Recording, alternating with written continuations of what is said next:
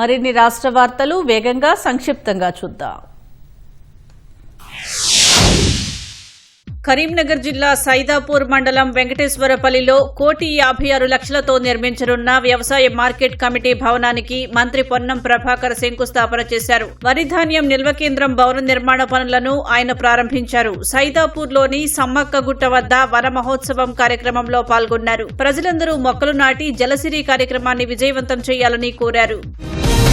ఈ నెల 16న సీఎం రేవంత్ రెడ్డి హనుమకొండ జిల్లా పరకాలలో పర్యటించి పలు అభివృద్ది పనులకు శ్రీకారం చుట్టనున్నారు. ఈ సందర్భంగా అందుకు సంబంధించిన ఏర్పాట్లను స్థానిక ఎమ్మెల్యే రేవూరి ప్రకాష్ రెడ్డి అధికారులతో కలిసి పరిశీలించారు. 100 పడకల ఆసుపత్రితో పాటు నూతనంగా నిర్మించిన ప్రభుత్వ డిగ్రీ కళాశాలను సీఎం ప్రారంభించనున్నారు. అనంతరం సీఎం భారీ బహిరంగ సభలో పాల్గొననున్నట్లు ఎమ్మెల్యే తెలిపారు.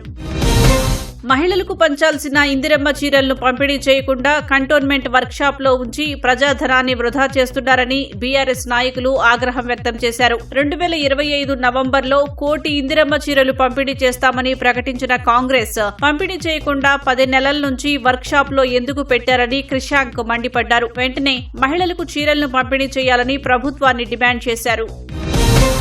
రాజన్న సిరిసిల్ల జిల్లా ఎల్లారెడ్డిపేట మండల కేంద్రంలో పేషెంట్ను తరలిస్తున్న అంబులెన్స్ సాంకేతిక లోపంతో రోడ్డుపైనే ఆగిపోయింది. గంభీరావుపేట మండలం లక్ష్మీపూర్ తండాకు చెందిన ఓ వృద్ధురాలిని చికిత్స నిమిత్తం జిల్లా ప్రభుత్వ ఆసుపత్రికి తరలిస్తూ ఉండగా అంబులెన్స్ మధ్యలో నిలిచిపోయింది. దీంతో రోగిని తరలించడంలో ఇబ్బందులు ఎదురయ్యాయి. కొద్దిసేపటి తర్వాత వృద్ధురాలిని మరో వాహనంలో ఆసుపత్రికి తరలించారు.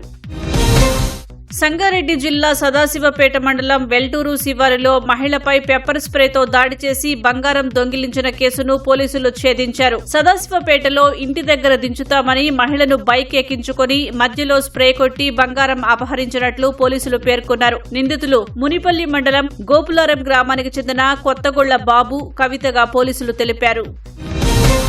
జయశంకర్ భూపాలపల్లి జిల్లా కేంద్రంలోని ప్రధాన కూడలిలో డ్రైనేజీ నీరు నిలుస్తోందని స్థానిక ప్రజలు బురద నీటిలో వరి నాట్లు వేసి నిరసన తెలిపారు. ప్రధాన రహదారిపై వర్షం పడిన ప్రతిసారి నీరు నిలిచి రాకపోకలకు తీవ్ర అంతరాయం కలుగుతోందన్నారు. డ్రైనేజీ నీరు రోడ్డుపై నిలిచి దుర్వాసన వస్తోందని ఆవేదన వ్యక్తం చేశారు. అధికారులు ఎలాంటి చర్యలు తీసుకోవడం లేదని మండిపడ్డారు. శాశ్వత డ్రైనేజీ నిర్మించాలని డిమాండ్ చేశారు.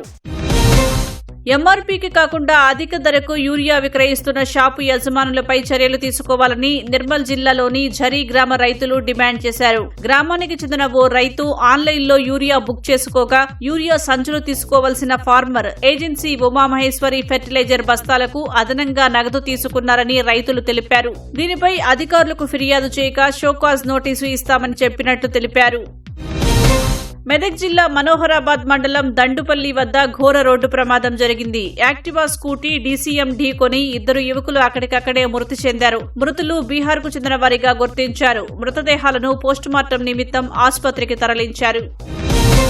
యాదగిరిగుట్ట శ్రీ లక్ష్మీ నరసింహస్వామి వారి ఆలయంలో ఆండాళ్ల అమ్మవారికి ఊంజల్ సేవోత్సవాన్ని వైభవంగా నిర్వహించారు. అమ్మవారిని ప్రత్యేకంగా అలంకరించి ఊరేగించారు. అమ్మవారిని ప్రధాన ఆలయం నందు అద్దాల మండపంలో అధిష్టింపజేసి ఊంజల్ సేవోత్సవం నిర్వహించారు. అమ్మవారిని ఉయ్యాలలో అధిష్టింపజేసి లాలిపాటలతో కొనియాడారు. సన్నాయి మేళతాళాల నడుమ ఉత్సవం శాస్త్రోక్తంగా జరిగింది.